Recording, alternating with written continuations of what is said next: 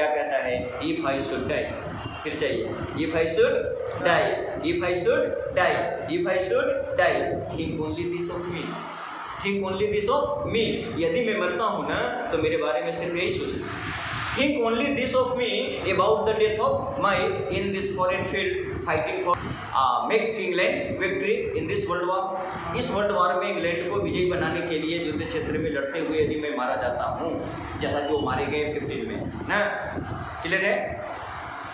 तो वो दावे से कह रहे हैं क्या कि इफ आई शुड डाई, यदि इस युद्ध में मैं मरता हूँ, थिंक ओनली दिस ऑफ मी, तो उस मौत का सिर्फ मतलब यही होगा, उस मौत का मतलब कुछ और नहीं होगा, सिर्फ यही होगा, नथिंग बट दैट, क्या, that there some corner of a foreign field, कि एक विदेशी धरती का कोना, एक विदेशी जमीन का टुकड़ा, दैट इज फॉर ईवर इंग्लैंड, सदा के लिए इंग्लैंड बन जाएगा, देयर सेल बी, और वो आगे भी इंग्लैंड ही बना रहेगा, in that rich earth a richer dust concealed, क्योंकि उस धरती में जहाँ मैं मिलूंगा, जहाँ मैं मरूंगा, उसकी पहले से पहचान कितनी भी बड़ी बातें क्यों न उससे जुड़ी हुई हो, वो सारे बड़े पहचान उसकी क्या है, फीके पड़ जाएंगे, और उसकी पहचान अब सिर्फ मुझसे होगी। कवि एक्यूरेट लाइन में ऐसा कहता है कि उस धरती में पहले से कितने भी महत्वपूर्ण रत्न काहे न पड़े, मेरी मौत के रूप में ना जो उसको पहचान मिलेगी वो सारे पुराने रत्नों से बढ़ के होगी। तो कह रहा है कि धरती में पहले से बहुत सारे रत्न पड़े हुए हैं, लेकिन उन सारे रत्नों से महत्वपूर्ण रत्न आज उसमें मिलने जा रहा है, क्योंकि यह रत्न क्या है, प्रेम की वेदी पर अपना प्राण उत्सर्ग करना, मातृभूमि की वेदी पर अपना प्राण उत्सर्ग करने का यह जो निश्चल प्रेम में दिया गया बलिदान है, इस बलिदान से बढ़ कर के कोई और चीज़ है ही नहीं जो धरती में पहले से हुआ उसकी पहचान रहे। अब उसकी हर पहचान मिटने वाली है। और रीचर डस्ट कंसील्ड, आज उसमें एक रीचर, रीचर का मतलब क्या हो गया, पहले वाले से ज़्यादा, तो पहले से धरती रीच है, अब क्या है, रीचर होने जा रहा है, मतलब अब उसकी क्या है, आइडेंटिटी ज़्यादा बड़ी होने जा रही है। पहले उसकी सारी आइडेंटिटी कैसी थी, जो भी थी वो बड़ी थी, लेकिन आज वो सब छोटी हो जाएगी। पहले वाले को रिच कह रहा है, और अब क्या बन जाएगा, रीचर, क्या बन जाएगा, रीचर। तो धरती पहले से ही रीच है, आज मेरी मौत से वो क्या हो जाएगी, रीचर डस्ट कंसील्ड, उसमें एक नया आयाम, एक नया पहचान जुड़ने वाला है, और यह नया आयाम और नया पहचान पुराने सारे आयाम और पहचान से बड़ा है ना, और यही पहचान अब उसका सदा के लिए रहने वाला है। बहुत इंपॉर्टेंट लाइन है, इस लाइन पर आके बार बार क्या है, ड्रिल हो रहा है मैटर ना, और डिफरेंट सेक्शन में जाने की पॉसिबिलिटी बन रही है। तो आप देखिएगा ये लाइन बहुत महत्वपूर्ण है, ये richer dust in that rich earth, in that rich earth, इस धनी धरती में, इस धनी धरती में आज एक और महत्वपूर्ण क्या है, आयाम जुड़ने वाला है, और यह रीच से रीचर की श्रेणी में आने वाला है। और रीचर की श्रेणी में लाने वाला क्वालिटी क्या है वो बताएं, वो क्या है, sacrifice of a soldier, sacrifice of a soldier, एक सैनिक का मातृभूमि के हित की रक्षा करते हुए दिया गया बलिदान। अब आगे क्या कह रहा था, ये dust from England bore shaped made aware gave once her flowers to love, gave once her flowers to love her way to roam, जिसने प्यार करने के लिए फूल दिया और घूमने के लिए बड़े बड़े गलियारे दिए, घूमने के लिए बड़े बड़े गलियारे दिए, रास्ते दिए।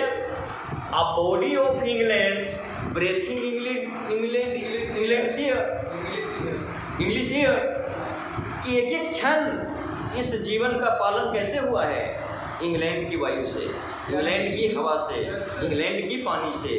इसलिए मैं इंग्लैंड के प्रति पूर्ण डेडिकेशन रखते हुए ना, मतलब क्या अंग्रेज भारत की हवा पानी, तो करे कि इंग्लैंड की हवा पानी, तो भारतीय हवा नहीं बोल सकता, बिहार में मतलब एयर यहाँ रिप्रेजेंट कर रहा है प्रतीकात्मक रूप से, करे भारतीय हवा पानी अन्न पानी सब कुछ इसमें आ गया जिससे तुम जिंदा रहे, कि हमारे एक एक सांस में क्या है, भारत है, ऐसा कह रहा है। रियल मीनिंग इसका क्या है कि हमारे एक एक सांस में क्या है, सिर्फ इंग्लैंड का हित है, सिर्फ इंग्लैंड का हित है। अ बॉडी ऑफ इंग्लैंड, ये बॉडी पूरी तरह से इंग्लैंड फर्स्ट ऑब्वियस वाला है ना, ये बॉडी ऑफ इंग्लैंड, ये शरीर किसका है? इंग्लैंड का है। ब्रेथिंग इंग्लिश एयर, एक एक सांस में अंग्रेज का ही जय बोलता हूँ, एक एक सांस में भारत का ही जय बोलता हूँ। समझ रहे हो ना? ये पूरा शरीर किसका है? इंग्लैंड का है, भारत का है। आप कहीं भी रख के इसको देख सकते हैं, एक सोल्जर के डेडिकेशन को दिखाया गया है। क्लियर है? Yes sir. Next you have to see washed by the rivers, blessed by sounds of home, nothing else can imagine. England की नदियों में, झरनों में स्नान करके मन पवित्र होता था, उसका भी हमारे मानसिक और शारीरिक विकास में योगदान है। समझ रहे हो ना? तो वो क्या कह रहा है कि I born in England, I born in England, I become aware in England, I become young in England, I receive love in England, I receive entertainments and other types of comfortability by the air, soil, circumstances, people of England। ये सब कुछ हमारा England से है, हमारा पूरा अस्तित्व England से है, मेरा शरीर इंग्लैंड का लिए है, मेरा शरीर ही इंग्लैंड है, और इसके एक एक सांस में क्या है? इंग्लैंड का हित छिपा हुआ है। क्लियर है? अभी तक इतनी बात करी। अब उसी में अगला एक आयाम जुड़ा क्या कि इंग्लैंड के रिवर की बात किया, और इंग्लैंड के किसकी बात किया? होम के घर की बात किया। Blessed by suns of, suns माने धूप, आउट रिवर माने पानी। अरे दोनों से ना शरीर विकसित हुआ, खाली पानी से, धूप का रोल नहीं है। तो कह रहा है कि जो शरीर को जरूरी ऊर्जा था सन, वो हमको कहाँ से मिला? इंग्लैंड की धरती से। कहाँ से मिला? इंग्लैंड की धरती। तो इंग्लैंड के धूप, इंग्लैंड की पानी, इंग्लैंड के हवा, इंग्लैंड के लोग, इंग्लैंड के गीत, इंग्लैंड की प्रेमिका, इंग्लैंड का ज्ञान से ही शरीर इस अवस्था में आया है। यह पूरी तरह से इंग्लैंड ही है, हर सांस में इंग्लैंड है।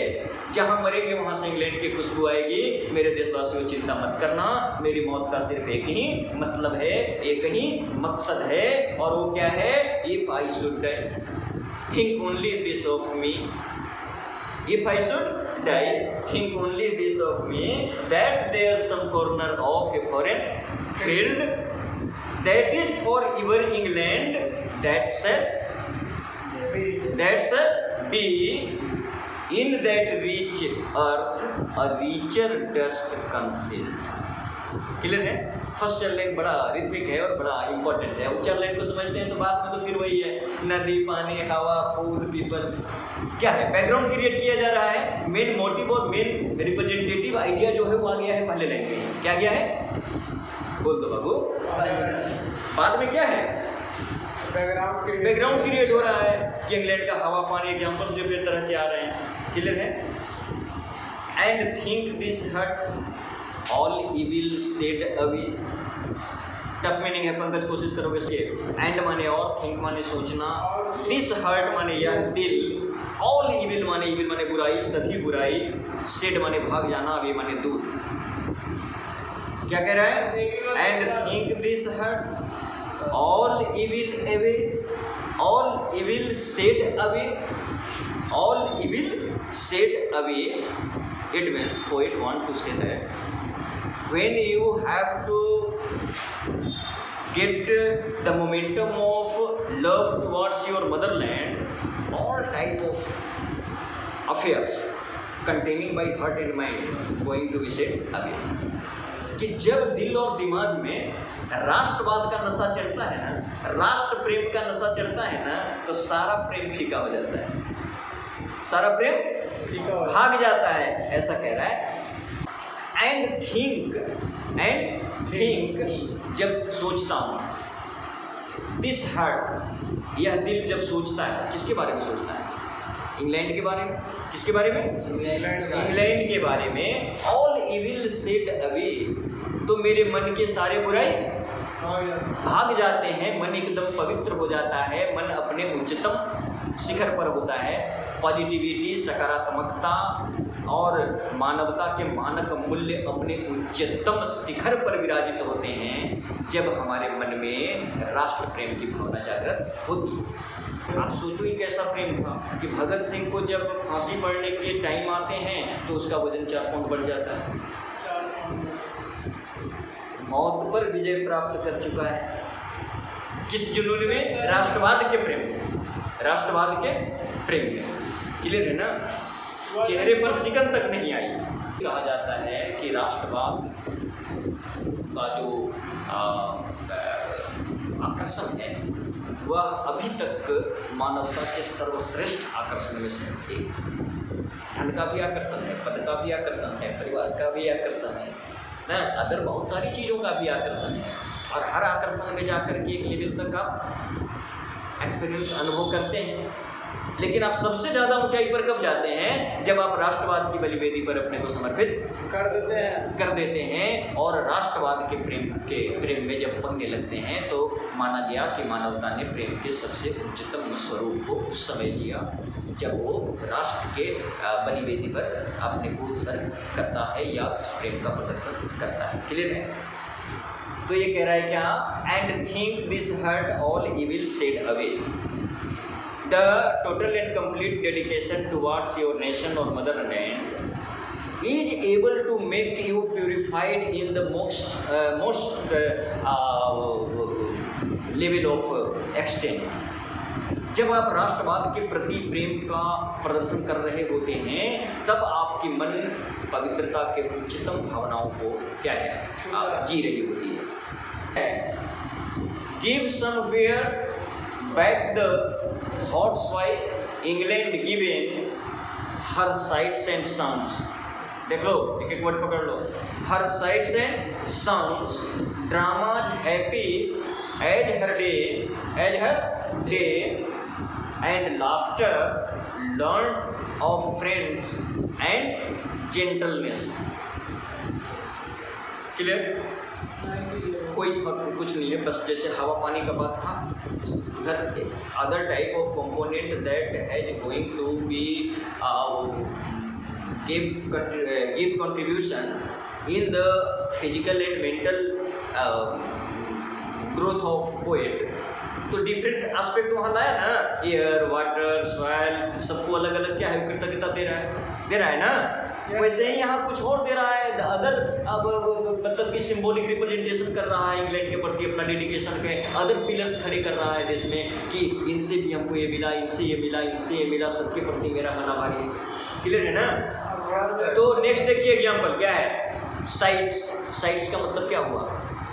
समझ लो कोस्टल एरिया, तटीय प्रदेशों में जो सुंदरता देखा था ना, कि वहाँ के साइट्स, नेचुरल सीन्स को से भी हमको क्या है? फ्रेशनेस मिलता था। उसके बाद क्या कह रहा है कि साउंड्स, वहाँ के म्यूजिक, समझ रहे ना, से भी मैं प्रेरित रहा। उसके बाद क्या है? ड्रीम्स, इंग्लैंड के ड्रीम्स। इंग्लैंड का एक सपना है कि पूरे वर्ल्ड में हम अपना क्या है? हेजेमनी क्रिएट करेंगे या हम पूरे वर्ल्ड को सोफिस्टिकेटेड बनाएंगे। वो एक सपना है ना, जिस सपने के तहत वो फर्स्ट वर्ल्ड वॉर को फाइट कर रहा है। Yes sir. तो ये सपना इंग्लैंड का है, जो हमने भी देखा है, ये मेरा भी सपना है। तो कह रहा है कि इंग्लैंड के साइट से, इंग्लैंड के साउंड से, इंग्लैंड के विजन से टोटल एंड कंप्लीट मैं क्या हूँ? इंस्पायर्ड हूँ। तो मैं मरूंगा भी, समझ रहे हो ना? तो मेरी मौत के बाद जिस मिट्टी में मेरा शरीर मिलेगा, वहां से खुशबू भी किसकी आएगी? इंग्लैंड की। तो यहाँ लाफ्टर मतलब समझ रहे हो? मतलब हंसने, खेलने, मजाक करने का मौका हमको किसने दिया? इंग्लैंड के दोस्तों। लाफ्टर माने कह रहे हैं कि दोस्तों के साथ हंसी मजाक करके कितना मजा आता है, कितना एंटरटेन किया है अपने को इंग्लैंड में, कितना फ्रेशनेस अनुभव किया है अपने को इंग्लैंड में। उसके बाद क्या है? लर्न ऑफ फ्रेंड्स, दोस्त का बात आ गया। एंड जेंटलनेस, इंग्लैंड के लोगों ने कितना सोफिस्टिकेटेड बिहेव किया है हमसे, कितना प्यार किया है हमसे, कितना मतलब कि हमसे वो बेहतर जेंटलमैन की तरह पेश आते रहे हैं। इन सब चीज़ों को मैं कभी भूलने वाला नहीं हूँ। और ये सारे प्रेम के भावनाओं को अपने मन और मस्तिष्क में धारण करते हुए मैं ये लड़ाई लड़ता हुआ इंग्लैंड के लिए सर्वोच्च बलिदान दूंगा, और जिस मिट्टी में मैं मिलूंगा वहाँ से सदा के लिए इंग्लैंड की खुशबू आएगी। Think only this of me. यहाँ से शुरू नहीं था, शुरू कैसे था? If I should die, think only this of me, think only this of me, that there's some corner of a foreign field, that's there some corner of a a foreign field, that is forever. that is forever England, there shall be. There shall be. A piece of foreign land must be turned into as the land of England, because our sacrifice had to conceal a richer element in this rich earth, in hearts and peace. मेरे दिल में England के लोग हैं, England के लोगों के दिल में मैं हूँ। अपना इमेजिन करिए, भूषण लाइन का मीनिंग नहीं है, मीनिंग बस 4 लाइन फर्स्ट में ही था। हाँ, under an English heaven, under an English heaven. समझावे लगे मीनिंग तो फिर भागने लगोगे, समझा है? इंग्लिश हेवन कह रहा है कि भारत हमारा सदा स्वर्ग बना रहे। इस स्वर्ग रूपी भारत में ही हमने सारी चीज हासिल किया। पानी को एंजॉय किया, धूप को एंजॉय किया, दोस्त को एंजॉय किया, प्रेमिका को एंजॉय किया, गीत को एंजॉय किया, ज्ञान हासिल किया और शक्ति हासिल किया। समझ रहे ना? इंग्लैंड के प्रति मेरा रोम रोम कृतज्ञ है। कहा था ना, और दिया था एक जगह कि all evil stayed away, all evil stayed away. और अब इंग्लैंड के हित की रक्षा करते हुए मैं प्रथम विश्व युद्ध में अपनी लड़ाई लड़ रहा हूँ, और लड़ाई लड़ते हुए मैं मारा जाता हूँ तो इस पर किसी को चिंता करने की जरूरत नहीं है। और ये था कविता के फर्स्ट में जहाँ 4 लाइन में उसने मेन मोटिव दिया था ना, कि यदि मैं मर जाता हूँ तो सिर्फ उसका एक ही मतलब है, मेरे देशवासियों, उस पर तुम गर्व करना, उस पर तुमको गर्व करना चाहिए, क्योंकि जिस जगह पर मैं मरूंगा वो धरती सदा के लिए इंग्लैंड की हो जाएगी, वहाँ से इंग्लैंड की खुशबू आएगी। क्योंकि उस धरती की पहले से कितनी भी महान विशेषता क्यों न रही हो, पहले से वहाँ कितने भी गहन रत्न क्यों न छिपे रहे हों, मेरी शहादत के रूप में उसको जो आइडेंटिटी मिलेगी, जो रत्न मिलेगी, वो पहले वाले साले से श्रेष्ठ होगा। और अब उसकी आइडेंटिटी बदल जाएगी और वो सदा के लिए इंग्लैंड हो जाएगी। Clear? Yes it is the complete meaning of the poem. बोलो यस सर। थको मत, भागो मत, भाग के जाओगे, थैंक यू करके विदा कर देंगे। 1 मिनट रुको, क्या कहा? It is the complete meaning of the poem the soldier. The soldier is not only a poem, but it is an extraordinary nice example of sonnet. Nice example of sonnet composed by Rupert Brooke, a well-known literary scholar of 20th century. but really a soldier who composed only 5 sonnets or only 70 lines, but become as a great celebrated literary scholar of modern world because their sonnet has deep dedications towards his motherland nation. Sir पांचों, हाँ, 5 वही है, military से ही related है, वार से ही related है, वार sonnet ना, 5 वार sonnet नाम ही है उसका, 5 वार सोनेट, सब युद्ध और सेना और सैनिक से ही संबंधित हैं, क्लियर है ना? तो हाँ, these 70 lines turned him into one of the best celebrated literary scholar or the poet who creates a new state of sensation towards the love of nation and mother. That's all.